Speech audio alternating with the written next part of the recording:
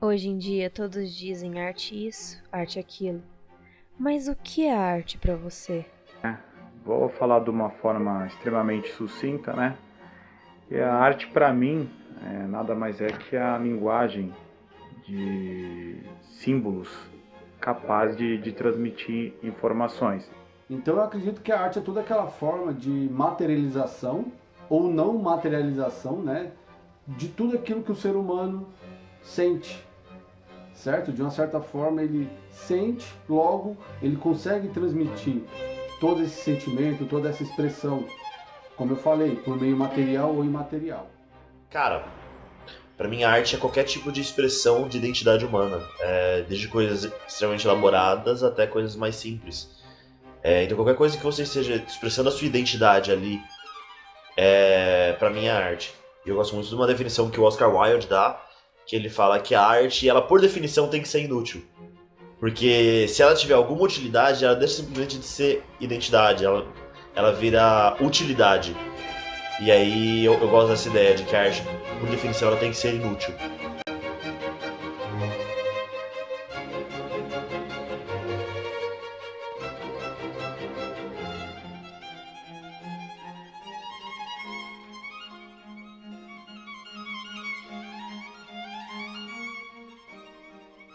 Ao longo dos anos, né, nós temos vários movimentos artísticos. Um que chama muita atenção é o movimento do Barroco, ali no Renascimento. Ela traz um pouco mais de drama, teatralidade nos movimentos, traz a penumbra, traz o lado humano, aquele lado mais sentimental, eu posso dizer, o lado mais violento do ser humano. O Barroco se desenvolveu no século XVII e nas primeiras décadas do século XVIII, no contexto da Contra-Reforma e no cenário colonialista. Basicamente, a Contra-Reforma foi um movimento de reestruturação da Igreja Católica, como um modo de impedir o avanço do protestantismo. Por isso, muitas obras retratam temas religiosos. O Barroco se iniciou na Itália e, com o passar do tempo, começou a se espalhar pelos países europeus. E um tempo depois, veio para a América Latina, onde foi muito comentado e não passou em branco. Agora que você já entendeu o conteúdo, o que você pensa quando você vê essas imagens? Né? Então é bem interessante essa parte dele resgatar esse lado mais humano, dizendo que nem tudo é mil maravilhas. Nós temos as partes, as facetas da vida, a parte que é boa, que é o belo, mas muito tem o trágico da vida humana. Então essa talvez seria essa seria uma das principais características do Barroco. E com um grande nome surgiu Michelangelo Merisi, mais conhecido como Caravaggio, que foi um grande pintor italiano que marcou de uma vez por todas o estilo barroco. Suas pinturas, além de muito realistas, possuem o chamado toque de Caravaggio, com cores contrastantes, sombras muito escuras, além de expressões dramáticas e com muito sentimento. Como bons historiadores que somos, sabemos das grandes fofocas artísticas, e Caravaggio tinha uma grande polêmica relacionada ao seu nome. Segundo boatos, Caravaggio chamava pessoas comuns para posarem para suas pinturas, como prostitutas, mendigos, ciganos e até mesmo cadáveres. Além de Caravaggio, existe o Rembrandt, que foi um grande pintor holandês barroco. Suas pinturas apresentam uma grande riqueza de detalhes, uma forte expressividade e dramaticidade, algumas com cores frias, outras com cores fortes e vibrantes, além do intenso uso de jogo de luz e sombra. Rembrandt realizou mais de 300 pinturas, sendo cerca de 100 dessas só autorretratos. Assim como Caravaggio, Rembrandt também foi envolvido em polêmicas em sua época. A mais famosa envolve a obra Roda Noturna, que apresenta o encontro de mosqueteiros, mas em uma versão um tanto quanto sombria. Apesar da cena ocorrer durante o dia, o pintor holandês envolveu a pintura com uma certa escuridão, demonstrando sua própria visão. E foi justamente essa intenção que Rembrandt queria provocar, um julgamento à figura de mosqueteiros de um modo negativo. O barroco não ficou apenas presente nas pinturas. Sua expansão também se deu na literatura. Gregório de Matos é um exemplo no universo literário barroco.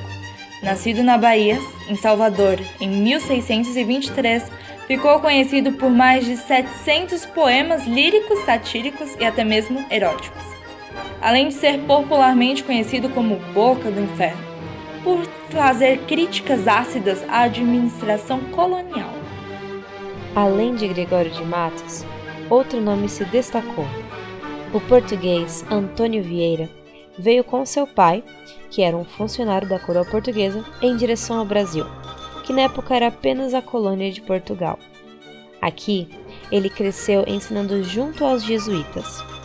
Crescido, começou a ensinar indígenas e escreveu sermões com apoios sociais, políticos e, acima de tudo, religiosos.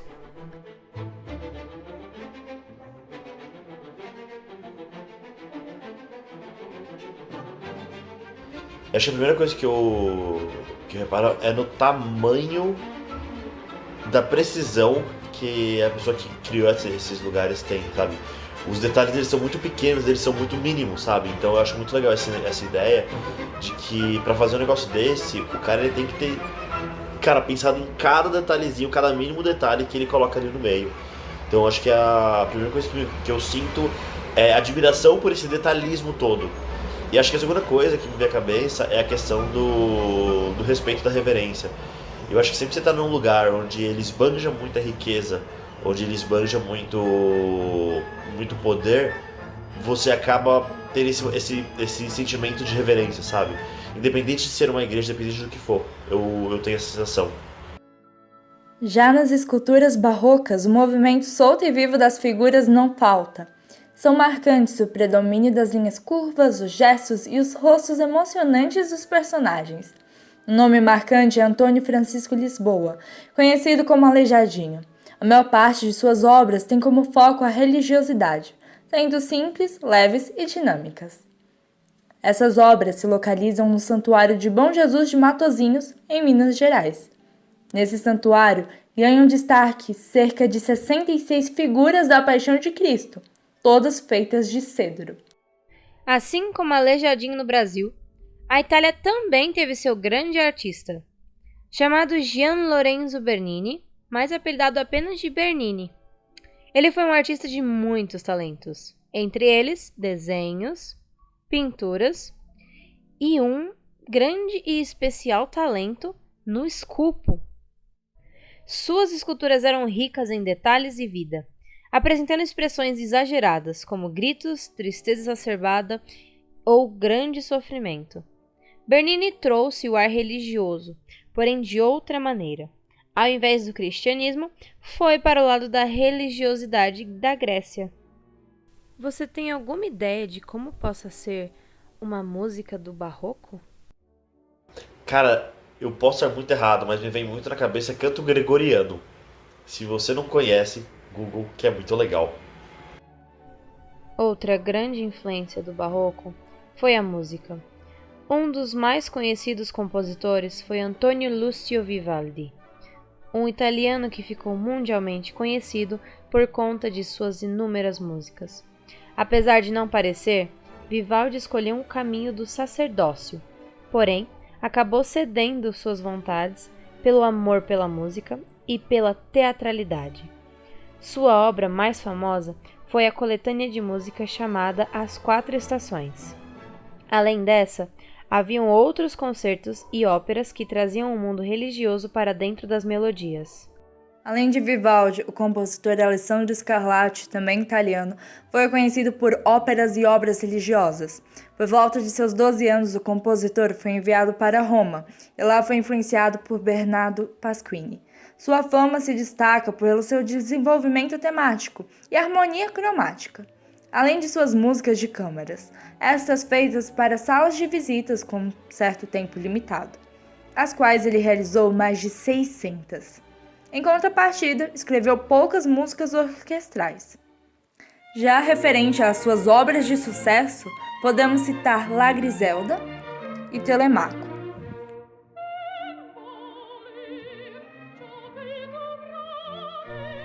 Hoje em dia, há muitas diferenças e semelhanças do barroco, comparado com a atualidade.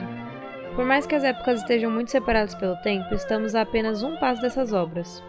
A globalização trouxe a presença da religião em grande escala. E assim, as obras barrocas continuam em nosso dia a dia. Além disso, a arte continua dramática, continua exagerada e continua mostrando o que o ser humano tem de mais belo e mais horrível.